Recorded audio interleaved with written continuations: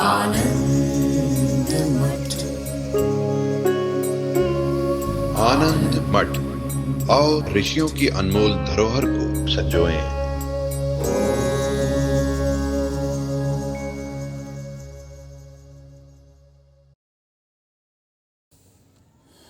व्यष्टि स्तर पर दृक् दृश्य विवेक और समष्टि स्तर पर श्री गीता जी के 13वें अध्याय के अनुसार क्षेत्र क्षेत्रज्ञ विवेक के अंतर पर प्रकाश डालने की कृपा करें।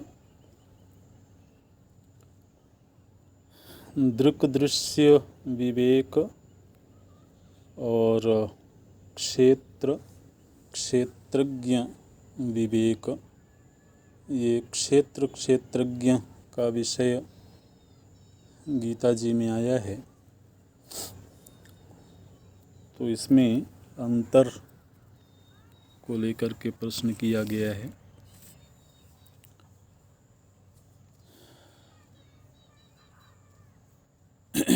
देखिए, परमात्मा के संबंध में शास्त्रों के द्वारा जिन शब्दों का प्रयोग किया जाता है, उन शब्दों का जो अंतिम तात्पर्य होता है उसमें कोई अंतर नहीं होता।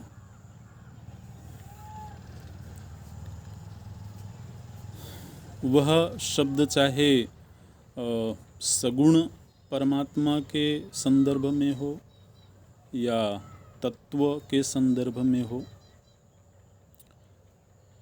यदि कोई शब्द परमात्मा से संबंधित है तो उसका अंतिम अर्थ तो परमात्मा ही है। और परमात्मा में किसी प्रकार का भेद नहीं है।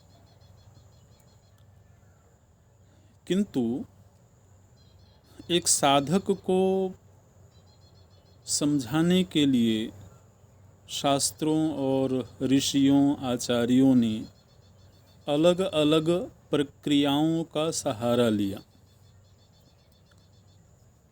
प्रक्रिया ये शब्द हम प्रायः बोलते हैं, आप इसका अर्थ समझ पा रहे होंगे।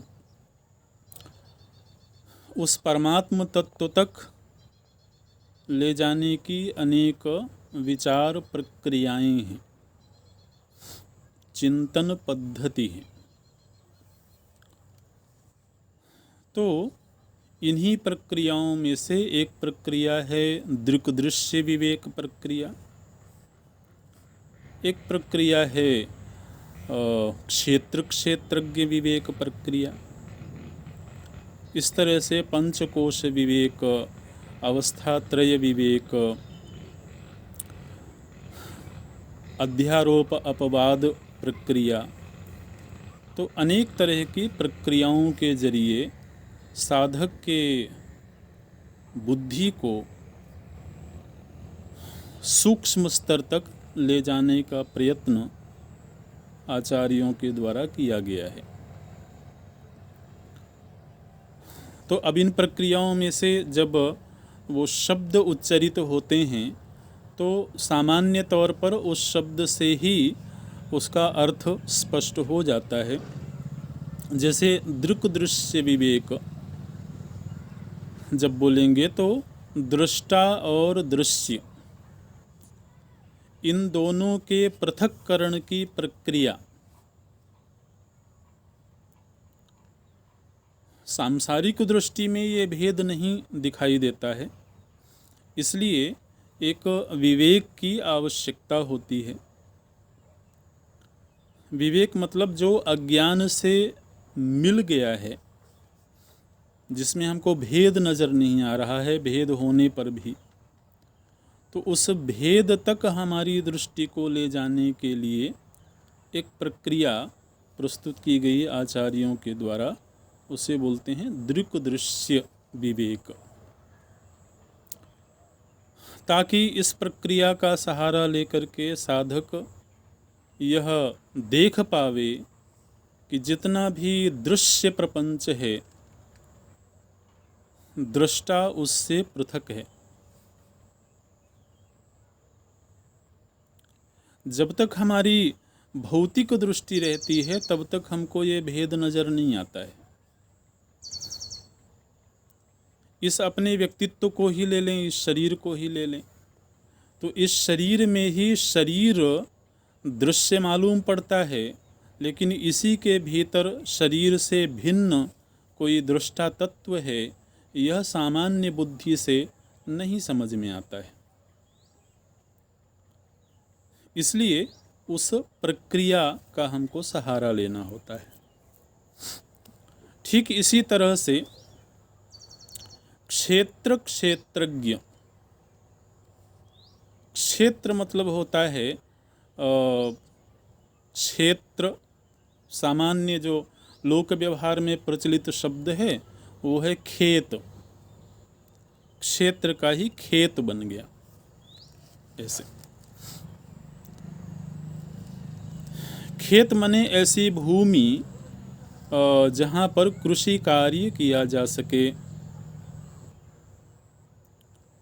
तो एक होता है क्षेत्र और एक होता है उसका मालिक। क्षेत्रज्ञ, क्षेत्र को जानने वाला। तो यह जो हमारा शरीर है, प्रभु जी ने इसको क्षेत्र कहा।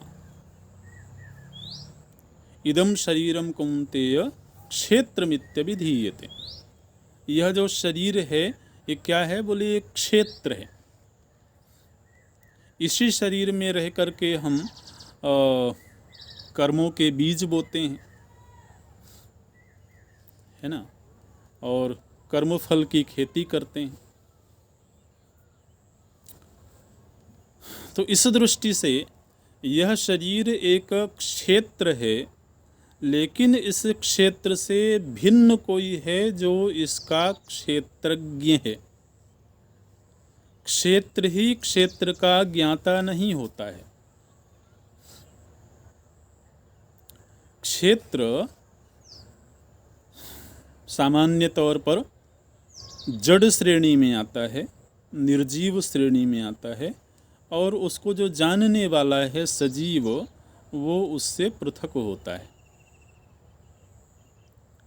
तो जिस शरीर को ही हमने अपना समूचा व्यक्तित्व माना हुआ है, भगवान बोलते हैं कि इस क्षेत्र में इसका क्षेत्रज्ञ है जो इससे पृथक है। कर्मों की खेती करने वाला, इस शरीर में रह करके कर्मों का बीज बोने वाला, शुभ अशुभ रूप कर्मों का बीज बोने वाला इस शरीर से पृथक है। तो अब कर्म का संदर्भ लेकर के जब विवेक प्रक्रिया का आश्रय लिया जाता है तो उसमें क्षेत्र क्षेत्रज्ञ विवेक की प्रक्रिया चलती है। लेकिन जो दृश्य है वही क्षेत्र है, और जो दृष्टा है वही क्षेत्रज्ञ है। तो उन शब्दों का जो अंतिम अर्थ है वह तो एक ही है, उसमें कोई भेद नहीं है, किंतु प्रक्रिया में भेद है, समझने के तरीके में भेद है। एक तरीका का आश्रय लेकर के, एक विचार पद्धति का आश्रय लेकर के, क्योंकि कई बार ये हमारा शरीर दृश्य है और मैं इसका दृष्टा हूँ, ये पृथक्करण थोड़ा कठिन होता है। दृग्दृश्य विवेक प्रक्रिया अत्यंत सूक्ष्म प्रक्रिया है, लेकिन उससे थोड़ा सा आसान प्रक्रिया है कि इस शरीर के द्वारा कर्म हो रहा है, तो निश्चित रूप से कर्म का कर्ता इस शरीर से पृथक होना चाहिए, क्योंकि इस शरीर में रह करके उसने कृषि कार्य किया, फिर उससे मिलने वाला जो फल है वो कुछ तो इसी शरीर में रह करके भोगेगा, कुछ दूसरे शरीर में जा कर के प्राप्त करेगा। तो अगर क्षेत्रज्ञ इस क्षेत्र से पृथक नहीं होता तो दूसरे क्षेत्र में जाकर के और पुनः कृषि कार्य क्यों करता, कैसे करता और फल का उपभोग कैसे करता। तो एक दृष्टि से ये कहें कि यह जो शरीर है इसको हमने लीज पर लिया हुआ है, कृषि कार्य करने के लिए हमने इसको प्रारब्ध की एक कीमत चुका करके और कुछ सालों के लिए लीज पर ले रखा है। ऐसा होता है ना, कई बार लोग कोई खेती करने के लिए किसान से ज़मीन ले लेते हैं, कुछ साल तक खेती करते हैं, फिर जब वह बंजर हो जाती है तो उसे छोड़ देते हैं।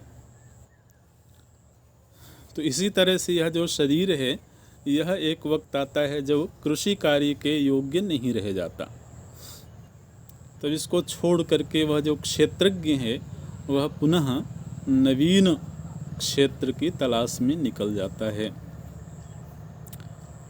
तो इस प्रक्रिया से भी हम उसी चेतन तत्व तक पहुँचते हैं जिस तरह से हम दृक् दृश्य विवेक का सहारा लेकर के पहुँचते हैं। तो भेद की दृष्टि से कहेंगे तो प्रक्रिया में भेद है, लेकिन तत्वतः कोई भेद नहीं है। ओम, यही पूरा करते हैं। ओम पूर्णमतः पूर्णमिदं पूर्णात् पूर्णमुदच्यते पूर्णस्य पूर्णमादाय पूर्णमेवावशिष्यते। ओम शांति शांति शांतिः। हरि ओम। श्री गुरुभ्यो नमः। हरि ओम।